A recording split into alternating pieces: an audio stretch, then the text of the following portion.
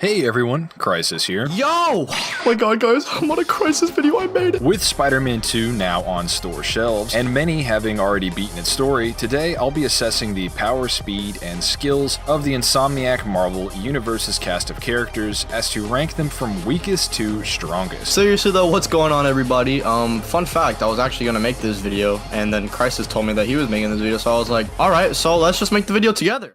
A big part of Spider-Man 2 is seeing Peter and Miles struggle with their inner dark sides, which makes it all the more fitting that today I'm thrilled to introduce to you the N-Saber lightsaber, an absolute game changer in the world of lightsabers. Since the team over at N-Saber sent me their Anakin Skywalker NeoPixel, I've been messing with this thing constantly. So what makes this lightsaber stand out from the rest? Let me break it down. You get a solid 12-month warranty because N-Saber is confident you'll be thrilled with your purchase. The ultra bright color options are a breeze to swap with the push of a button. You might mistake what you're seeing for a visual effect, thanks to the NeoPixel tech creating dynamic LEDs to make it look like the blades were pulled off the screen. The sound effects are so realistic, perfectly syncing with your every move, it's pure immersion. When your saber clashes, it briefly changes color and makes the iconic sound. It's like you're right in the action. The removable blade is built for genuine saber combat and keeps on shining with its light diffusing finish. Crafted from solid aluminum alloy, the hilt is a true work of art that can even handle the most intense duels.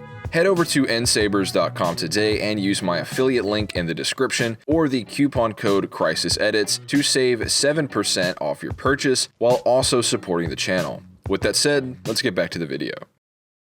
Starting off at the bottom, we're kind of at low-tier supervillain level. While being incredibly skilled and well-armed, I don't see a reasonable way to place Sable much higher. Taskmaster, via his greater combat skill in tandem with a similar if not greater arsenal, should be able to beat Sable more times than not, with both soldiers lacking any statements or feats of performing on the level of the series' superhumans, with Fisk being capable of slamming Spider-Man through walls or barreling through metal and concrete. Just given her standard kit of energy pistols and bolas, the best we see her do is contend with a pretty obviously severely holding back Spider-Man. Hammerhead is pretty clearly at the top of this tier, given his enhanced armor and beam weapons, being described as about as hard as steel by the webhead. However, he was downed by a pretty low-tier explosion, especially when compared to the feats of those placed higher, so he's safely capped here. Yuri or Wraith from the new game is likely below Sable, per the latter having greater skills and equipment, and Peter clearly going easy on his old ally.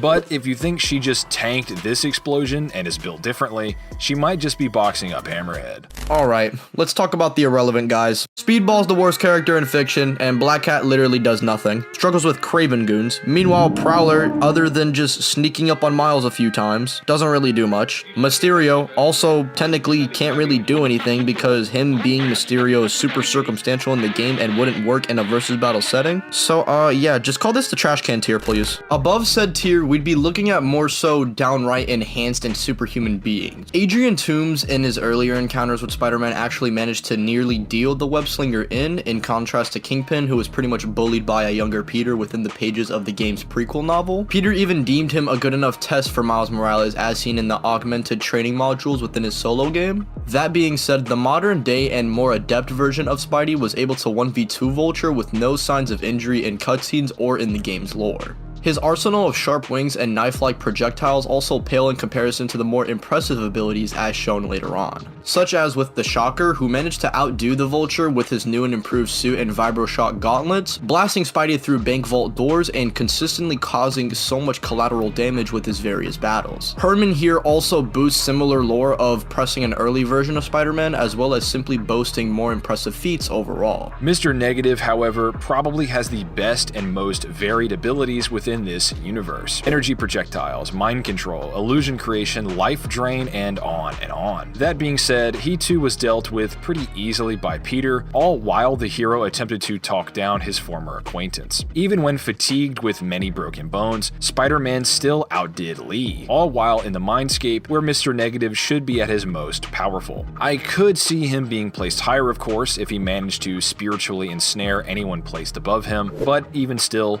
those with strong strong wills would overcome this anyway. And based on his battles throughout the first game, he still can't manage to beat an injured and holding back Spider-Man. This, coupled with the statements of Miles' power being adversely affected by being in proximity to Martin, I wouldn't personally put him at a comparable level with Spider-Man outright, especially considering his lackluster feats all throughout Spider-Man 1. Some people have argued that Mr. Negative grew stronger in the time between the first and second game. However, I find that unlikely considering that in the first game, his strength was stated to be linked to his rage, with Martin more or less seeking redemption all throughout Spider-Man 2. So I think it's just the case that his abilities were nerfing Miles. Ock is always a weird character to place in relation to Spider-Man, as pretty much all of his iterations boil down to a crazy old man with pretty strong arms. That being said, he did manage to throttle Spider-Man before their final battle, with Peter resorting to empowering himself with the suit more powerful than his standard advanced suit, and even with that, Otto still gave this version of Peter a hard time. Though of course there are factors such as Peter's battle damage and great admiration for his mentor holding him back. However, Otto is referred to as the game's ultimate villain in official material, which is in line with his narrative presence as the Sinister Six's leader and the game's last challenge to overcome. That being said, we are personally partial to putting Scorpion above Ock, as I think his feats are greater than that of the prior mentioned statement. Scorpion nearly killed both Spider-Man via his poison abilities, and was able to bypass each of their spider senses to achieve such. In fact, Gargan even says that if it were up to him, he'd just do Spidey in right then and there. However, he's holding back for the sake of Otto's plan and the reward money he'd been offered to keep Peter alive. It's possible to use Ock's statement to maybe suggest Scorpion would never manage to infect him with his poison. However, based on his cunning and speed, I find that unlikely. I'll admit though that this is a pretty debatable tier, but you haven't seen anything yet. Above them, we're beginning to get into true heavy hitters and even some foes that eclipse Spider-Man, at least as far as conventional strength. Starting at the bottom, we have Scream, or the symbiote-empowered version of Mary Jane. While appearing to be impressive, the reason I don't see her as too strong is based on the context surrounding her fight with Peter. Not only is Peter tired and fatigued, but if Peter was holding back on anybody, it would be his love interest. And even in the cutscenes, we don't see him really trying to fight her, but more or less trying to talk her out of it, or rather help her fight the symbiote. And even with all the odds stacked against Spidey, he still ultimately beats Scream. Scream versus Ock is a little tricky, but I think it comes down to if you think Peter in the second game should be above anti-Ock Peter, which I believe he should be based off the arms and the fact that Peter was only tired against her rather than dealing with multiple broken bones. Peter's holding back on both of them to an insane degree, but to be honest, Pete's new arms would have a better feat compared to anything Ock does, tanking the multi-city block energy from Miles. So it'd be close, but Scream would subdue him in the end more times than not. Here I have Rhino, both in his base form as well as his armored variant seen in Miles Morales. Peter actually regards Alexei as stronger than himself and was even bested outright in Miles' video game. That being said, Peter did beat Rhino at least one time off screen and managed to deal with him and Scorpion at the same time while injured. He can as well catch and negate Rhino's blows, at least with both hands, and survived a beatdown from him as well as other villains. When looking at all of this holistically, it seems to me that if the two were placed in a unbreakable room with nothing in it, Rhino is just as likely to beat Spider-Man as the other way around. However, if given the opportunity to execute his greater cunning, Peter can at least restrain or contain Rhino to secure a victory. There just isn't a way to concretely say that Rhino is beating Spider-Man more times than not, given their record and the wider context therein. The Tinkerer would therefore be placed above, as she was instrumental in beating Rhino alongside Spider-Man and could blatantly damage his more armored form with her advanced supersuit and enhanced weapons. Tombstone has a statement of being able to survive a day's worth of Spidey's punches, and due to only defeating him by weakening his skin's durability, he'd have to be at least more durable than Rhino, as Peter can deal with him way easier than Tombstone, it seems. Electro, based on my assessment, is more so the candidate for the first game's ultimate villain. Peter himself fears Dylan's abilities the most, viewing him as a potentially Avengers-level threat. And this is before Ock's supplying of a harness managed to bring Electro that much closer to his utmost power. He's as well the bedrock for both the series' speed and power up to a point via his massively hypersonic lightning blasts and nearly 4 ton of TNT, or large building levels, of attack potency. Electricity in the real world as well natively possesses deadly properties of its own, such as intense heat and its shifting of electrons to essentially damage beings at a subatomic level. Again, even still, Spidey was able to 1v2 Electro and Vulture, being fast and strong enough to dodge and withstand his attacks. Such as with Mr. Negative, I could see Electro faring better against certain characters placed higher, maybe Sandman since he seems weak to electricity, but overall I still see him as in a tier alongside those who'd lose to a battle-damaged Spider-Man. And finally, starting off in a tier above the rest, Peter Parker's Spider-Man at the time of Spider-Man 2. Keep in mind though, this is his base, no symbiote amps, but we are taking his new Iron Spider-esque arms into account. Naturally, for managing to beat those characters placed below him, many while he was seriously injured, he would just scale above them. He managed to fight through Scorpion's poison, Mr. Negative's mental powers, and ultimately dealt with or defeated his rogues many times throughout his career. Based on context clues such as Peter's working out in between loading screens, his more advanced suit, and mechanical arms based on Otto Octavius' design, Spider-Man by the time of the second game should be an overall greater combatant compared to his first. He's the OG after all, so it stands to reason that few characters would manage to eclipse him. However, one of the deadliest threats to Marvel's New York would come in the form of Kraven the Hunter, a top-tier warrior empowered by potentially magical elixirs and formulas. Kraven was shown having studied and put down many of those seen in prior tiers: Shocker, Vulture, Scorpion, and even Electro. While he employed preparation to some extent, he clearly overpowers and does his prey in a rather conventional manner. He even describes certain hunts in rather difficult terms, meaning it's likely not the case that Kraven just fought totally one-sided battles. He genuinely wanted to fight a greater opponent who could take him out in an all-out battle. Based on this alone, there really isn't a way to honestly place him any lower. And while his swift defeat over base Peter is debatable, as in one could argue Peter wasn't expecting Kraven to be that strong, I think given his ability to even somewhat clash with the likes of Symbiote Spider-Man or Venom, this fight wouldn't have gone much differently even if Parker was totally on guard. Within this tier, we as well have Agent Venom, due to his fight with Kraven in the wake of Peter's defeat. Take everything we said about Kraven and apply it to Harry here, and consider the fact that the Hunter had no prior information on the symbiote, making this an even more straightforward fight compared to the hunts Kraven otherwise underwent. Harry's ability to pretty handedly box up Kraven here would put him soundly above base form Peter, who lost and would more times than not lose to said Hunter.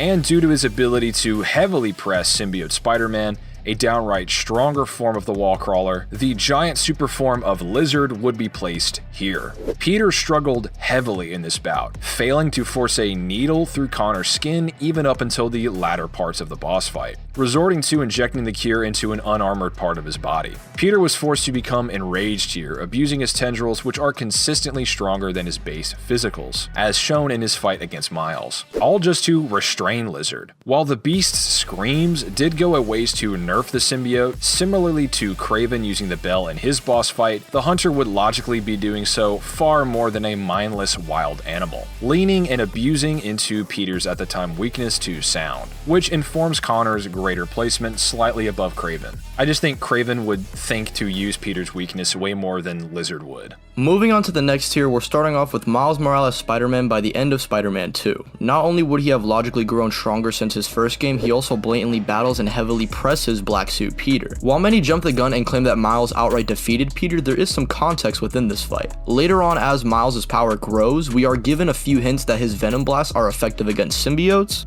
giving Miles a bit of an advantage here, and Peter also had just come off from his fight with Kraven, while he was exposed to sound combined with Peter's inner turmoil and confliction as shown blatantly within the latter rounds of the fight. That being said, Miles was clearly heavily fatigued himself even before battling Peter, having expended much of his energy just prior to Kraven or his goons throttling the already weakened Spider-Man, and Miles still overpowered Peter many times throughout their clash. There's a lot going against both of them. However, I do think that if we were to take a 100% healthy and bloodlusted symbiote Spider-Man against an equally at peak and enraged Miles, it's very much a toss-up. But if we take the presence of any sound-based weapons or nearby objects out of the equation, I think Peter at the very least outlasts Miles due to his robust healing factor, keeping him in the game long enough to win.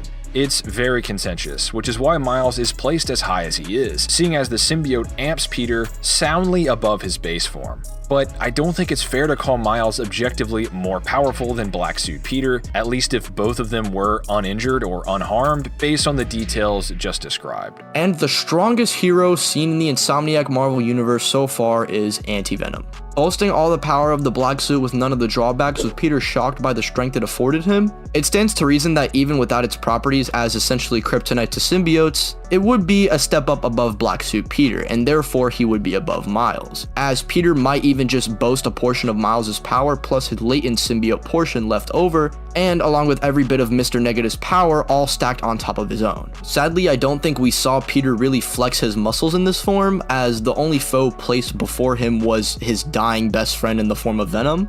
So I don't think Anti-Venom necessarily has more raw power than Venom regardless, but it is safe to say that Peter was pulling his punches still, as he held out from purging the symbiote and effectively killing Harry. That being said, in this version of the Marvel Universe, evil reigns supreme. Venom in this game was a beast, slamming Anti-Venom with his back turned, and ultimately Miles as well would have been crushed by a further evolved Venom. Again, if the heroes weren't armed with Venom's exact weaknesses in the form of sonic weapons or anti-Venom, the world would be prepped for null. And it's not like the Spider-Men did well even given their advantages on paper. Venom still would have won if not for Harry's inner confliction. And while technically being defeated by the combined powers of Peter and Miles, Sandman would be an unbeatable foe to much if not all of the tier list otherwise. His sheer size alone, combined with his very specific weakness to water and supercharged electricity, as well as boasting some of the craziest feats in the verse like storm creation and city block spanning sandstorms, I really don't see a way to call anyone but Marco the most powerful Insomniac character, even if others could potentially beat him in a rock, paper, scissors kind of way. I'll put it like this: if Miles wasn't there to give Peter the energy, what would Peter have done? And if Peter wasn't there to channel Miles' lightning, what would Miles have done? Put Anti-Venom at ground level with a giant Sandman throwing tornadoes at him, shooting lightning blasts, I got my money on Sandman. He can't bench more than I can, let's just say that. With all that said, look forward to more Spider-Man power scaling and versus matchups in the future from both of us if this video does well. And as always, thanks for watching, check out Tylearned, and I'll see you all next time.